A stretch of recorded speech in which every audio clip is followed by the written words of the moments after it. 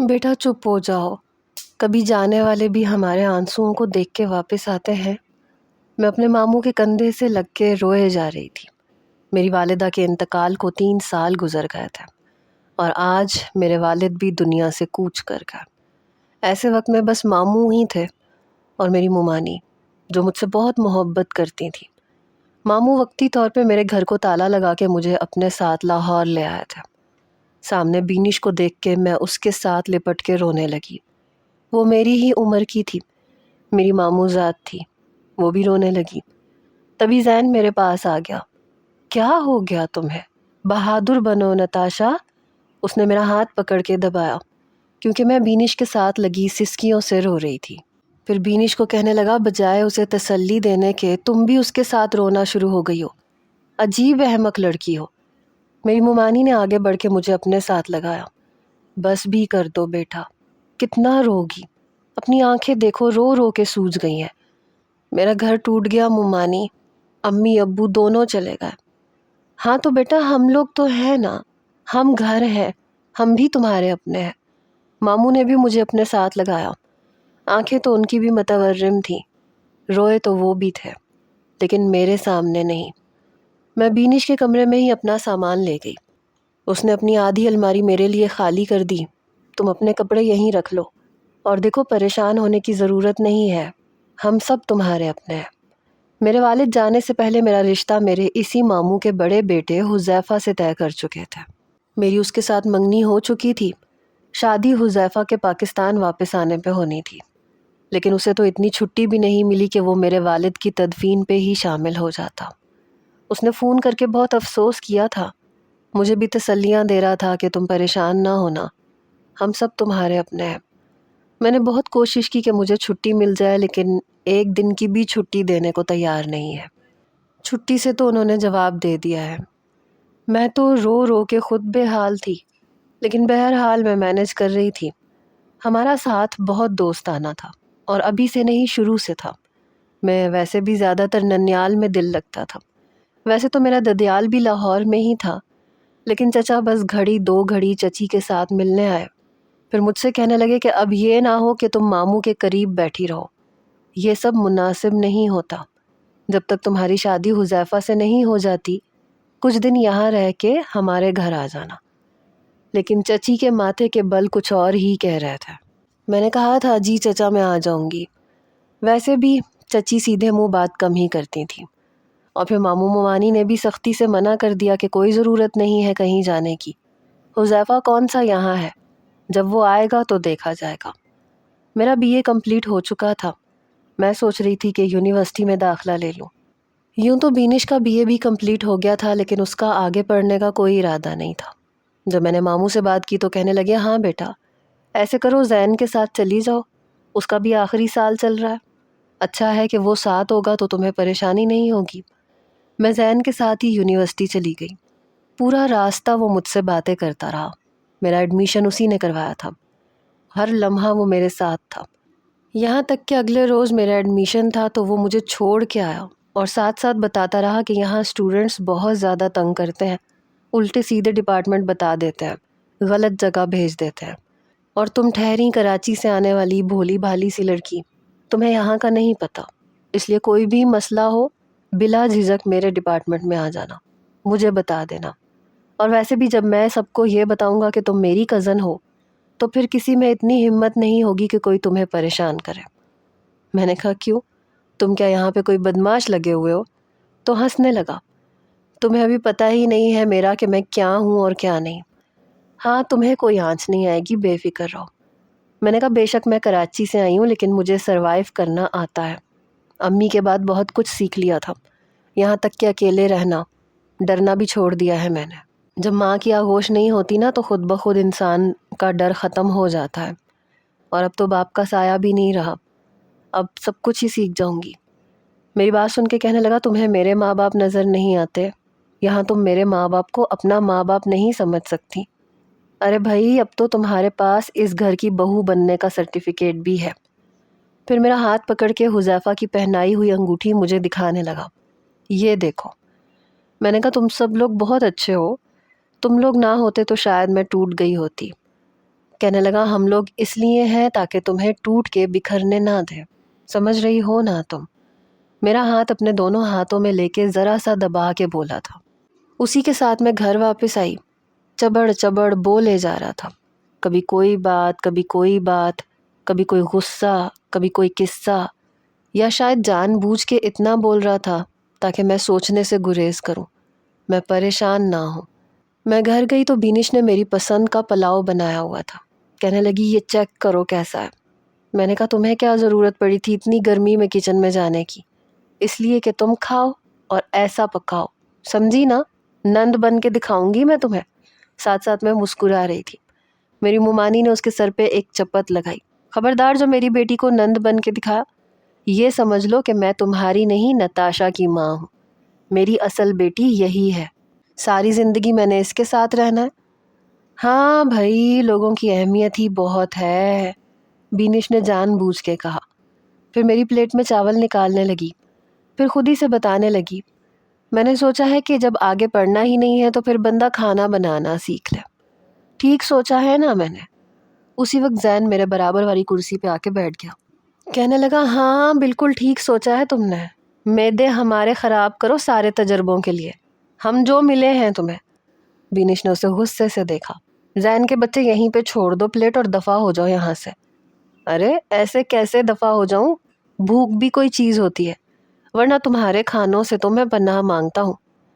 چاول واقعی اتنے مزے کے نہیں بنے تھے، حالانکہ اس نے اتنے پیار سے بنائے تھے، لیکن پھر میں نے بھی کوئی نقص نہیں نکالا۔ البتہ زین ہر نوالے پہ نکال رہا تھا۔ توبہ توبہ، پتہ نہیں تم یہ سب کیسے پکا لیتی ہو بینش؟ بار بار ممانی دیکھ رہی تھی اسے۔ امی سمجھا لے، مر جائے گا میرے ہاتھ سے، کھائے بھی جا رہا ہے اور نقص بھی نکالے جا رہا ہے۔ ٹھیک ہے نمک تھوڑا کم رہ گیا ہے لیکن چلتا ہے۔ میں نے کہا نہیں کوئی نمک کم نہیں ہے، سب کچھ بہت اچھا ہے، بہت مزے کے بنے ہیں۔ ہاں ہاں، تم تو اپنے پیٹ پہ جبر کر کے تعریف کرو گی ہی، کیونکہ تمہیں تو پتہ ہے کہ تمہاری تو یہ نند ہے، لیکن بھئی دیکھو میری تو سگی بہن ہے، میں تو بالکل بھی لحاظ نہیں کروں گا۔ خدا کے لیے بینش سسرال جا کے ایسے پلاؤ مت بنانا، ورنہ تمہارا پہلا امپریشن ہی خراب ہو جائے گا۔ امی سے سمجھا لیں، یہ باز نہیں آ رہا ہے۔ زین کیوں بہن کو تنگ کر رہے ہو؟ دیکھ لینا زین کے بچے، تمہاری بیوی اس سے بھی گھٹیا کھانا بنائے گی۔ جی نہیں، میں نے تو سوچا میں بالکل نتاشا جیسی بیوی لاؤں گا، اور اس کے ہاتھ میں بہت ذائقہ ہے۔ میں نے کہا اور ایسی بیوی تمہیں لا کے کون دے گا؟ کہنے لگا تم کس لیے ہو، تم ڈھونڈو گی، اور دیکھو پلیز ایسی لڑکی ڈھونڈنا جو کھانا بالکل تمہارے جیسا بناتی ہو۔ بینش جیسا کھانا تو میں بالکل بھی نہیں کھاؤں گا۔ وہ ابھی بھی اسے گھورے جا رہی تھی۔ ممانی کہنے لگی اچھا تم کھانا کھاؤ، چھوڑو اسے عادت ہے، اپنی بیوی کے بہت بد ذائقہ کھانے بھی بہت مزے لے لے کے کھائے گا یہ، دیکھ لینا۔ امی آپ مجھے بد دعا دے رہی ہیں، زین نے پانی پیتے ہوئے کہا۔ کھانا وہ کھا چکا تھا۔ ممانی کہنے لگی تو بس پھر نہ تنگ کیا کرو میری بچی کو، دیکھو تو کتنا سا منہ نکل آیا ہے اس کا۔ او ہو، یہ جو اتنا سا نکلا ہے یہ منہ ہے؟ یہ کہتا ہوا وہ ہنستا ہوا اوپر کا زینہ چڑھ گیا۔ آدھی سیڑھیاں چڑھ کے مجھ سے کہنے لگا پڑھائی میں کوئی بھی مشکل ہو تو مجھ سے پوچھ لینا۔ گو کہ میرا ڈپارٹمنٹ اور سبجیکٹس تم سے الگ ہیں، لیکن میں پھر بھی تمہیں سمجھا دوں گا۔ ہاں یہ تو بہت بڑا پروفیسر لگا ہے نا جو تمہیں سمجھا دے گا۔ تمیز سے بات کرو لڑکی، 2 سال بڑا ہوں تم سے۔ وہ بینش کو ڈانٹتے ہوئے اوپر چلا گیا۔ شاید ان دونوں کے دم سے ہی گھر میں رونق تھی، ورنہ مجھے تو زیادہ باتیں کرنے کی عادت ہی نہیں تھی۔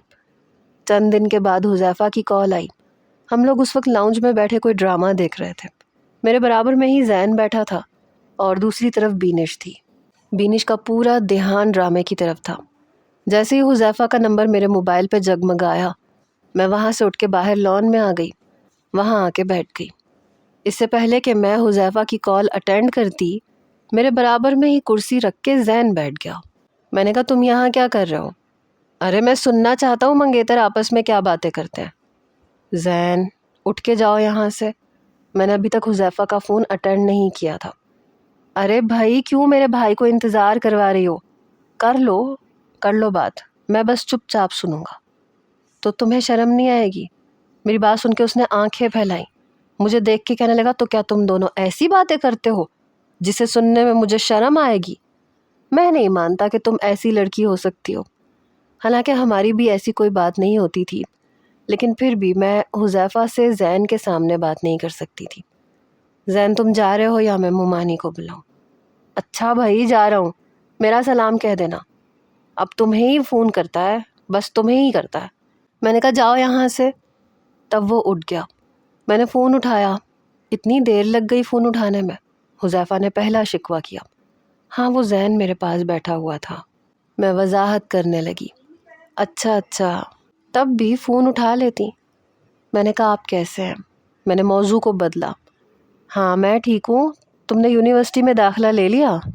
میں نے کہا جی جانا بھی شروع کر دیا۔ بہت اچھا کیا، تمہارا دل بہل جائے گا، مجھے تو ابھی 2 سال لگیں گے آنے میں۔ میں نے کہا کوئی بات نہیں، میں جانتی ہوں، اگر آنا ممکن ہوتا تو آپ بابا کے انتقال پہ ضرور پہنچتے۔ 100% پہنچتا، کیوں نہیں آتا؟ اس وقت تو تمہیں میری سب سے زیادہ ضرورت تھی۔ اچھا اپنا خیال رکھنا۔ میں نے کہا آپ بھی اپنا خیال رکھیے گا۔ یہ کہہ کے میں نے فون بند کر دیا۔ مجھے نہیں پتا تھا کہ زین گیا نہیں تھا بلکہ میرے پیچھے ہی کھڑا تھا۔ کہنے لگا بس اتنی سی بات۔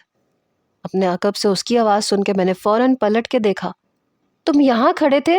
بڑے بے شرم انسان ہو۔ مجھے غصہ آیا تو ہنستے ہوئے میرے برابر میں بیٹھ گیا۔ ارے بھائی میں یہ سننا چاہتا تھا کہ آخر منگیتر ایک دوسرے سے کیا باتیں کرتے ہیں، تم نے تو کوئی بات ہی نہیں کی۔ آپ کیسے ہیں؟ اپنا خیال رکھیے گا۔ بڑی بور لڑکی ہو یار۔ تبھی میں سوچوں کہ میرا بھائی پردیس سے واپس کیوں نہیں آ رہا۔ میں نے کہا کیا مطلب ہے تمہارا؟ وہ پھر سے میری برابر والی کرسی پہ بیٹھ گیا۔ اب تم اتنی ان رومانٹک باتیں کرو گی تو کس کمبخت کا دل چاہے گا آنے کو۔ دیکھو مردوں کو قابو میں رکھنا سیکھو۔ میں نے کہا اچھا اب تم مجھے بتاؤ گے؟ کہنے لگا ہاں، کیونکہ تمہیں خود سے سمجھ میں نہیں آئے گی تو پھر مجھے بتانا پڑے گا۔ میں نہیں چاہتا کہ میرا بھائی پردیس میں گوری گوری میموں کے پیچھے پڑ جائے اور میری کزن نادان اداس بولائی پھرے۔ دیکھو اگر منگیتر سوئٹزرلینڈ جیسی جگہ پہ جاب کرتا ہو تو خطرے کی گھنٹی بجنی شروع ہو جاتی ہے۔ تھوڑا قابو میں کرنا سیکھنا چاہیے تمہیں۔ میں نے کہا اچھا تو ذرا مجھے بتاؤ تو کہ کیسے قابو میں کرتے ہیں۔ سمپل سی بات ہے، تم کہا کرو کہ حذیفہ میرا آپ کے بغیر دل نہیں لگتا، دن تو گزر جاتا ہے لیکن رات نہیں گزرتی۔ میں نے ایک مکہ اس کے کندھے پہ جڑا تھا۔ شرم نہیں آتی تمہیں؟ دفعہ ہو یہاں سے ورنہ مومانی سے تمہاری شکایت لگا دوں گی۔ وہ ہنستے ہوئے کھڑا ہو گیا۔ میں جا تو رہا ہوں لیکن میری بات پہ غور ضرور کرنا، بلکہ ہو سکے تو آزما کے دیکھنا۔ میں نے کہا میں چپل اتار کے مار دوں گی تمہیں، زین سمجھے نا، بے شرم کہیں کا۔ وہ ہنستے ہوئے اندر چلا گیا۔ مسکراہٹ تو میرے چہرے پہ بھی آ گئی تھی۔ ابھی مجھے یونیورسٹی جاتے ہوئے 15 دن گزرے تھے کہ میری چچی کا فون آیا۔ ارے بھائی اتنے دن ہو گئے تمہیں لاہور آئے ہوئے، دل نہیں چاہتا کہ چچی کے گھر بھی چکر لگا جاؤں؟ میں نے کہا جی چچی میں بس یہی سوچ ہی رہی تھی، سیٹرڈے سنڈے آف ہوتا ہے تو میں سیٹرڈے کی صبح آ جاؤں گی اور سنڈے آپ کے پاس ہی گزاروں گی۔ ہاں تمہارے چاچو بھی تمہیں بہت یاد کر رہے تھے، کہو تو میں تیمور کو بھیج دوں، وہ تمہیں لینے آ جاتا ہے۔ نہیں میں زین کے ساتھ آ جاؤں گی، آپ رہنے دیں، تیمور بھائی کو زحمت نہ دے۔ ارے کیسی زحمت، تم کہو تو میں بھیج دیتی ہوں۔ میں نے کہا میں مومانی سے پوچھ کے بتاتی ہوں۔ ارے بھائی مومانی سے کیوں پوچھنا ہے، ابھی سے ہی ساس کی غلامی شروع کر دی تم نے۔ ارے بھائی ان کی تو موجیں لگ گئیں، گھر بیٹھے بیٹھے اتنی معصوم اور شریف بہو مل گئی انہیں، بھائی صاحب نے ہم سے مشورہ تک نہیں کیا اور رشتہ طے کر دیا، منگنی تک طے کر دی۔ اچھا چچی میں آپ کو تھوڑی دیر تک بتاتی ہوں۔ میں نے فون بند کر دیا۔ چچی کو پتہ نہیں میرے ماموں اور ان کے گھر سے کیا پرخاش تھی۔ بہرحال جب میں نے مومانی سے پوچھا تو وہ کہنے لگی ہاں بیٹا چلی جاؤ، بھلا پوچھنے کی بھی کیا بات ہے، وہ بھی تمہارے چچا کا گھر ہے۔ اسی وقت زین آ کے صوفے پہ بیٹھا تھا۔ کیا مطلب امی آپ کا؟ کوئی ضرورت نہیں ہے تمہیں یہاں سے جانے کی، تم ہماری ہو، ہمارے ہی گھر میں رہو گی۔ مومانی زین کو غصے سے دیکھنے لگی۔ ارے بھائی کیا تم بے فضول کی ہانکتے رہتے ہو؟ بیٹا کل ہفتہ ہے، تمہاری یونیورسٹی سے بھی چھٹی ہے، زین تمہیں چھوڑ آئے گا۔ جی نہیں میں نہیں چھوڑ کے آؤں گا، میں وہاں 1-2 گھنٹہ بیٹھوں گا، تم نے جتنا اپنی چچی کو ملانا ہے مل لینا اور پھر تم میرے ساتھ واپس آؤ گی۔ مومانی کہنے لگی جو میں تمہیں کہہ رہی ہوں تم وہ کرو۔ پھر مجھ سے کہنے لگی بیٹا تم جتنا دل چاہے تم رہ سکتی ہو۔ لیکن زین کے ساتھ ساتھ بینش کا بھی موڈ آف ہوا تھا۔ نہیں مومانی، بس میں سنڈے کو واپس آ جاؤں گی۔ میں اسے چھوڑنے جاؤں گا تو یہ واپس آئے گی نا، زین پھر سے بولا۔ بینش بھی کہنے لگی کہ رک جاؤ نا پلیز، مت جاؤ، اور وہاں تو ویسے بھی تمہاری چچی کی کوئی بیٹی نہیں ہے، جو 2 بیٹیاں تھیں ان کی تو شادی ہو گئی، بس ایک بیٹا ہی ہے نا، تو وہاں بور ہو جاؤ گی اور میں یہاں بور ہو جاؤں گی۔ ابھی تک 5 دن تو تم یونیورسٹی اور اپنی پڑھائی میں مصروف رہی، بس یہ 2 دن ہی تو ہوتے ہیں جو ہم انجوائے کرتے ہیں۔ میں نے کہا میں پرسوں آ تو جاؤں گی نا۔ زین کے ماتھے پہ بھی بل پڑے ہوئے تھے۔ مومانی آپ زین سے پوچھ لیں یہ مجھے چھوڑنے جائے گا یا پھر میں تیمور بھائی کو بلا لوں۔ میرا یہ کہنا تھا کہ اس نے بڑے غصے سے مجھے دیکھا۔ کوئی ضرورت نہیں ہے کسی کو بلانے کی، چھوڑ آؤں گا تمہیں۔ اگلے روز وہ مجھے چچی کے گھر چھوڑ آیا۔ گاڑی میں ہی بیٹھا تھا، اندر نہیں گیا۔ مجھے نہیں جانا، بہت شکریہ، اور ہاں کل میں صبح ہی لینے آ جاؤں گا، کوئی بہانہ مت کرنا۔ نہیں، کل شام کو۔ پھر مجھے غصے سے دیکھنے لگا۔ میں کل صبح پہنچ جاؤں گا۔ ایک ایک لفظ اس نے چبا چبا کے غصے سے کہا۔ جب میں نے ڈور بیل دی تو دروازہ تیمور نے ہی کھولا تھا۔ ارے تم یہاں کا راستہ کیسے بھول گئیں؟ آؤ آؤ اندر آ جاؤ۔ وہ پیچھے ہٹ گیا۔ میں اندر آئی، سامنے ہی چچی تھی۔ وہ گلے لگ کے مجھ سے ملی۔ تمہارے چاچو رات کو آئیں گے، تیمور بھی بس کھانا لینے ہی آیا تھا، اپنے بابا کا سارا کچھ اب اسی نے سنبھال رکھا ہے۔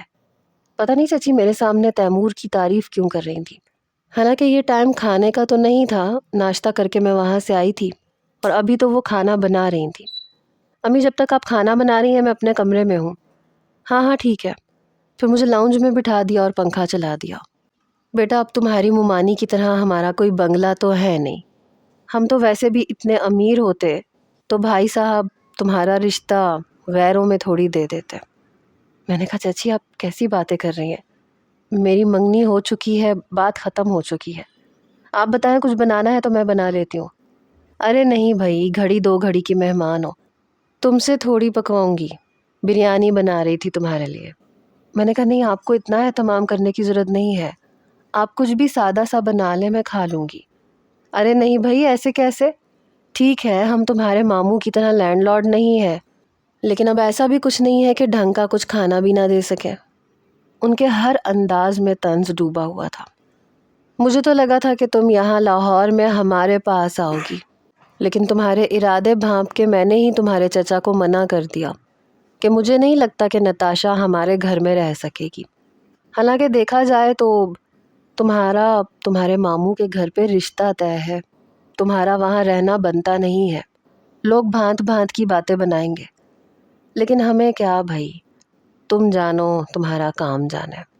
اچھا میں ذرا باورچی خانے میں کام کر لوں، تم بیٹھ کے ٹی وی دیکھو، پھر ہم خوب باتیں کریں گے۔ یہ کہہ کے چچی کچن میں چلی گئی۔ کچھ دیر کے بعد تیمور آ گیا۔ ارے تم اکیلی بیٹھی ہو، امی کھانا بننے میں کتنی دیر ہے؟ ارے بھائی ابھی لگے گا آدھا گھنٹہ، رک جاؤ۔ چلو پھر میں نتاشا کے پاس بیٹھ جاتا ہوں۔ وہ سامنے صوفے پہ بیٹھ گیا۔ اور بھائی اور سناؤ کیا کر رہی ہو آج کل؟ میں نے کہا یونیورسٹی جا رہی ہوں۔ اوہ اچھا اچھا ٹھیک، کس کے ساتھ جاتی ہو؟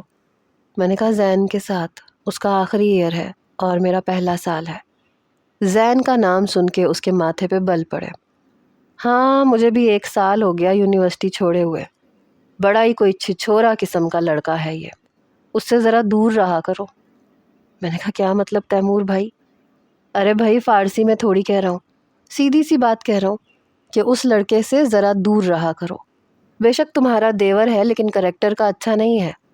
اب میں تمہیں کیا بتاؤں، میری بات کا تو تمہیں ویسے بھی کوئی بھروسہ نہیں ہوگا، لڑکیوں سے دوستی کرنا، فلرٹ کرنا اور پتہ نہیں کیا کیا کرنا، اس کی پرانی عادتیں ہیں، فاصلہ رکھ کے بات کیا کرو اس کے ساتھ۔ میں نے تو آج تک زین کو ایسا کچھ بھی کرتے نہیں دیکھا تھا، میرے لیے وہ بالکل بے ضرر سا تھا۔ میں نے کہا آپ نے MBA کیا ہے اور جاب نہیں کی، چچا کی دکان پہ کیوں بیٹھنے لگ گئے؟ کہنے لگا 1 سال بہت نوکری ڈھونڈنے کی کوشش کی لیکن ملی ہی نہیں، پھر ابا بیمار رہنے لگے، سوچا کہ چلو میں ان کی دکان پہ بیٹھ کے وہی سنبھال لوں، ویسے بھی اپنا کاروبار اپنا ہوتا ہے، اس میں آگے بڑھنے کے چانسز بہت زیادہ ہوتے ہیں، اور جاب کا کیا ہے، اگر بیرون ملک میں لگ جائے تو سونا، پاکستان میں لگے تو مٹی۔ اور سناؤ، تمہارے حذیفہ کا کیا حال ہے؟ وہ تو ایسا گیا کہ تایا کی وفات پہ بھی نہیں آیا۔ ارے بھائی، ایسی بھی کیا مجبوری؟ ایسے سخت بھی نہیں ہوتے وہاں کے رولز کہ کوئی مر جائے تو اس کے انتقال پہ بھی نہ آنے دے۔ سب نہ آنے کے بہانے ہیں۔ ویسے سنا ہے وہاں پہ گرین کارڈ لینے کے لیے پاکستانی وہاں عورتوں کے ساتھ پیپر میرج کر لیتے ہیں۔ ارے بس نام کی ہی ہوتی ہے پیپر میرج، میرج تو میرج ہی ہوتی ہے۔ ذرا اپنے منگیتر کا پتہ کرواتی رہا کرو۔ تم کہو تو میں پتہ کروا دیتا ہوں، میرے بہت سے دوست رہتے ہیں سوئٹزرلینڈ میں۔ نہیں تیمور بھائی، اس کی ضرورت نہیں ہے، مجھے حذیفہ پہ بھروسہ ہے۔ میری بات پہ اس نے اپنی آئی برو اچکا کے مجھے دیکھا۔ ویری نائس بھائی، محبت ہو تو ایسی ہو، اندھی۔ خیر ہمیں کیا لگے، ہم تو کسی گنتی میں آتے ہی نہیں ہیں۔ پھر اٹھ کے کھڑا ہو گیا۔ امی کتنی دیر ہے؟ ارے بھائی دم دے دیا ہے بریانی کو، تم تو کچھ دم لے لو۔ کچھ ہی دیر میں وہ کھانا کھا کے جا چکا تھا۔ چچی نے مجھ سے کیا باتیں کرنی تھی وہی جلی کٹی۔ یوں تو میرے والدین کی شادی پہلے ہوئی تھی، لیکن میں ان کی شادی کے 12 سال بعد پیدا ہوئی تھی، اس لیے چچا کے سارے ہی بچے مجھ سے بڑے تھے۔ تیمور کی ایک بہن بڑی تھی، ایک چھوٹی تھی، لیکن دونوں کی شادیاں ہو چکی تھیں۔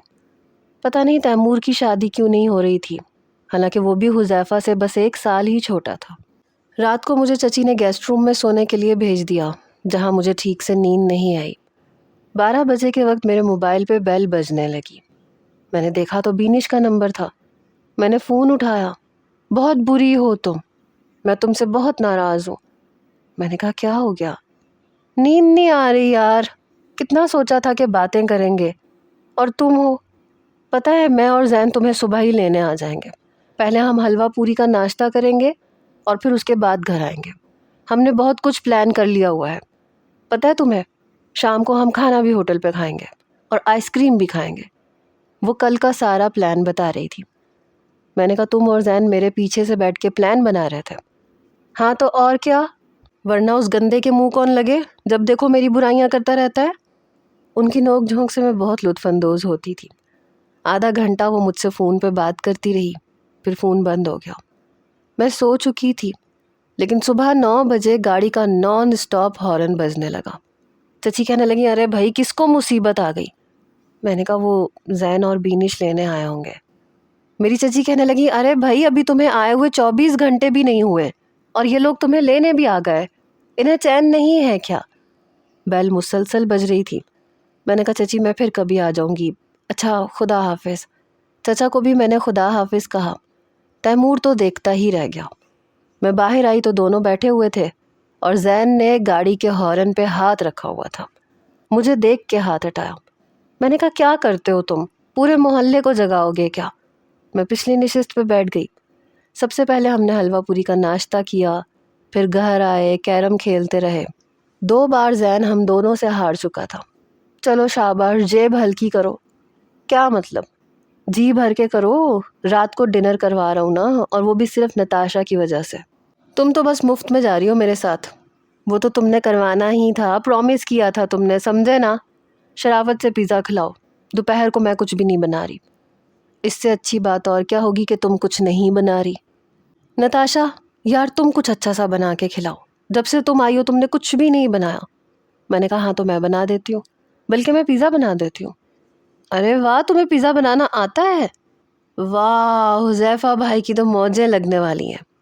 میں نے پیزا بنایا اور بینش کا حصہ بھی زین نے کھینچ کھینچ کے اس کے ہاتھوں سے لیا۔ کتنا ندیدہ انسان ہے، اپنا پیزا ٹھوسنے کے بعد میرا بھی لے گیا۔ میں نے کہا کوئی بات نہیں، ایک اور بن رہا ہے۔ زین کچن میں آ گیا۔ ارے تم کیا لگی ہوئی ہو یہاں پہ اتنی گرمی میں؟ میں نے کہا اتنا ہی تمہیں میرا احساس ہے نا، تو اب تم بینش کا پیزا نہیں لوگے، اور ابھی تو میں نے ممانی کو چکھایا بھی نہیں ہے۔ او ہو، تو ساسو ماں کی نظروں میں نمبر بڑھائے جا رہے ہیں۔ اچھا دیکھو صرف 2 سلائس مجھے دے دینا۔ میں نے کہا ایک بھی نہیں ملے گا، دفع ہو یہاں سے۔ میری بات سن کے کہنے لگا یہ بینش کے ساتھ رہ رہ کے تم بھی بدتمیز نہیں ہوتی جا رہی؟ 2 سال بڑا ہوں میں تم سے۔ میں نے کہا اور رشتے میں چھوٹے ہو، میں نے جتاتے ہوئے کہا۔ او ہو، تو رشتے یاد آ رہے ہیں محترمہ کو۔ بہرحال آخر کا پیزا میں نے بینش اور ممانی کو دیا، اور ممانی نے میری بہت تعریف بھی کی۔ کہ تم بہت مزے کا پیزا بناتی ہو، لگ ہی نہیں رہا کہ گھر کا بنا ہوا ہے۔ امی، جیسی آپ نے بڑی بہو ڈھونڈی ہے نا، میرے لیے بھی بالکل ایسی بہو ڈھونڈنی ہے آپ نے۔ اگر اسے کھانا بنانا نہیں آتا ہوا تو یاد رکھیے گا میں نے ملک چھوڑ کے چلے جانا ہے۔ بینوش اسے کہنے لگی، جتنا تم کھانے پینے کے پیٹو ہو نا، دیکھ لینا تمہاری بیوی کو انڈا بھی فرائی کرنا نہیں آئے گا، پھر تمہیں میری قدر ہوگی۔ ارے تمہاری قدر کیوں ہوگی؟ میرے گھر میں ایک موجود ہے جس کی قدر میں کر سکوں۔ میری بیوی کو نہیں بنانا آئے گا تو کوئی بات نہیں، نتاشا تو ہے نا، ہاں جیسے وہ یہاں رہے گی۔ حذیفہ بھائی کا بھی سوئٹزرلینڈ چھوڑنے کا کوئی ارادہ نہیں ہے، یہاں آئیں گے، شادی کریں گے اور نتاشا کو اپنے ساتھ لے جائیں گے۔ یہ سن کے تو میرا دل بھی دھک سے دھڑکا تھا۔ کیا مطلب بینش؟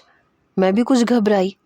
مومانی کہنے لگی، رات کو حذیفہ کا فون آیا تھا، وہ کہہ رہا تھا کہ وہ جاب نہیں چھوڑنا چاہتا، 1 سال کے بعد اسے چند دنوں کی چھٹی ملے گی تو پھر ہم تمہاری شادی کر دیں گے۔ جیسے ہی تمہارے کاغذات بن جائیں گے تو وہ تمہیں ساتھ لے جائے گا، تمہیں بھی وہیں بلوا لے گا۔ ابھی اس کا 5-6 سال وہیں رہنے کا ارادہ ہے۔ ارے ایسے کیسے رہنے کا ارادہ ہے؟ بیک وقت میرے اور زین کے منہ سے نکلا۔ مومانی نے ہم دونوں کو دیکھا، میں چپ ہو گئی۔ زین کہنے لگا، بھائی ایسے کیوں چاہتے ہیں؟ ہم کیسے رہیں گے نتاشا کے بغیر؟ امی، ہمارا تو گھر میں دل ہی نہیں لگے گا، اور نتاشا وہاں اکیلی کیسے رہے گی؟ یہ بور ہو جائے گی وہاں۔ یہی تو میں سوچ رہی تھی، بینش کہنے لگی۔ کیوں بور ہوگی بھائی؟ حذیفہ ہے نا وہاں پر، سوئٹزرلینڈ جیسی جگہ پہ کون بور ہو سکتا ہے؟ حذیفہ بھائی اس کا دل لگا لیں گے، تمہیں نتاشا کی فکر کرنے کی ضرورت نہیں ہے۔ ہاں تو ہمارا گھر تو خالی ہو جائے گا نا۔ ارے کیوں خالی ہو جائے گا؟ اچھا تم میری بات کر رہے ہو، میرے بات تو ہاں خالی ہو جائے گا۔ بینش بات اپنی طرف لے گئی۔ تمہارے جانے پہ تو میں شکر کروں گا۔ امی بھائی کو سمجھائے نا، ایسے تھوڑی ہوتا ہے۔ کیا سمجھاؤں میں اس لڑکے کو؟ تمہیں کیا لگتا ہے میں نے اسے نہیں کہا ہوگا؟ وہ ماننے کو تیار ہی نہیں ہے۔ ایسا کروں گی میں بینش کے ساتھ ساتھ تمہاری بھی شادی کر دوں گی، تاکہ گھر میں رونق لگ جائے اور تم بھی بور نہ ہو، اس کا کان پکڑ کے پیار سے مومانی نے کہا تھا۔ بہرحال میں یونیورسٹی جانے لگی۔ ایسے ہی مجھے خیال آیا، میں نے کہا، زین تم سے ایک بات پوچھنی تھی۔ کہنے لگا، 1 چھوڑو 2 پوچھو۔ میں نے کہا، کیا تمہاری لائف میں کوئی لڑکی ہے؟ اس نے میری طرف دیکھا، پھر نفی میں سر ہلایا، نہیں کوئی نہیں ہے۔ میں نے کہا، اچھے خاصے خوش شکل ہو، یونیورسٹی میں بہت اچھی اچھی پیاری پیاری لڑکیاں ہیں، تمہاری کبھی کسی سے دوستی نہیں ہوئی؟ کہنے لگا، نہیں یار، دوستی کر کے کرنا کیا ہے؟ دوستی کروں گا تو ہو سکتا ہے کہ مجھے اچھی لگ جائے، اور پھر وہ مجھے نہ ملی تو میں ٹوٹ جاؤں گا۔ پہلی بار بڑی سنجیدگی سے بات کر رہا تھا۔ میں ہنسنے لگی تو میری شکل دیکھنے لگا، اب دانت کیوں نکل رہے ہیں تمہارے؟ میں نے کہا، تم ٹوٹ جاؤ گے۔ کہنے لگا، کیوں؟ کیا لڑکے نہیں ٹوٹ سکتے؟ میں نے کہا، نہیں ایسے ہی، لڑکے تو فلرٹ کرتے ہیں نا، کتنی لڑکیوں سے ایک ٹائم میں دوستی کرتے ہیں، اور پھر ان کی زندگی میں تو نئی نئی لڑکیوں کے آنے کے بعد میں بھی چانس ہوتے ہیں۔ ہاں ہوتے ہوں گے لڑکے اس طرح کے بھی، لیکن میں اس طرح کا نہیں ہوں، میں ایک ہی محبت پہ یقین رکھتا ہوں، اس لیے سوچا ہے کہ جس سے شادی ہوگی اسی سے محبت کروں گا۔ پتہ نہیں کیوں تیمور بھائی کی بات پہ مجھے بھروسہ نہیں ہو رہا تھا، کیونکہ میں نے اسے کبھی بھی یونیورسٹی میں کسی لڑکی کے ساتھ ہنستے باتیں کرتے نہیں دیکھا تھا۔ ہاں ضرورت کے تحت تو میں بھی لڑکوں سے بات کر لیا کرتی تھی، اور وہ بھی کر لیا کرتا تھا۔ میں نے کہا، اچھا تمہارا آگے کا کیا پروگرام ہے؟ آگے کا کیا مطلب؟ مطلب تمہارا لاسٹ سیمسٹر ہے، اس کے بعد کیا جاب کرو گے؟ ارے نہیں بابا کا بزنس سنبھالوں گا۔ میں نے کہا، تمہیں باہر جانے کا شوق نہیں ہے؟ کہنے لگا، ہرگز بھی نہیں، مجھے پاکستان میں رہنے کا شوق ہے، اپنے گھر میں، اپنے ماں باپ کے پاس۔ میں نے گہری سانس لی۔ کتنے لکی ہو نا تم، تمہاری سوچ کتنی اچھی ہے، تمہیں ماں باپ کے پاس رہنے کا شوق ہے، اور دیکھو میری قسمت، اپنے ماں باپ ہے نہیں، اور حذیفہ مجھے اتنی دور لے جائے گا۔ میری بات سن کے کہنے لگا، تو سمجھاؤ نا اپنے منگیتر کو، ہماری تو سنتا نہیں ہے، شاید تمہاری سن لے۔ میں نے کہا، میں نے کوشش کی تھی، انہوں نے ٹوک دیا۔ اسی لیے تو میں تمہیں سمجھاتا تھا قابو میں رکھنا سیکھو، لیکن نہیں، تمہیں شاید کوئی فرما برداری کا کیڑا کاٹا تھا۔ یار تم اتنی دور چلی جاؤ گی، میں بہت مس کروں گا تمہیں۔ میں نے کہا، میں بھی۔ میری بات سن کے مسکرا رہا تھا۔ 1 مہینہ گزرا تھا کہ پھر سے چچی کا فون آنے لگا۔ ارے بھائی، تمہیں تو جب تک خود سے نہ کہو تم تو آنے کی زحمت ہی نہیں کرتی۔ فضا اور نائلہ آئی ہوئی ہیں، تمہارا بہت پوچھ رہی تھی، تو میں تیمور کو بھیج دوں، 2 دن ہمارے پاس رہ جاؤ۔ میں نے کہا نہیں چچی، میں آ جاؤں گی زین کے ساتھ۔ اگلے روز بڑی منت سماجت کرنے کے بعد زین مجھے چچی کے گھر چھوڑ کے آیا۔ فضا اور نائلہ مجھ سے ملی، دونوں کے 2 بچے تھے۔ میرے لیے کھانے کا بھی بڑا اچھا اہتمام کیا گیا تھا، لیکن جو کچھ اس رات کو ہوا وہ میرے ہوش اڑانے کے لیے کافی تھا، کیونکہ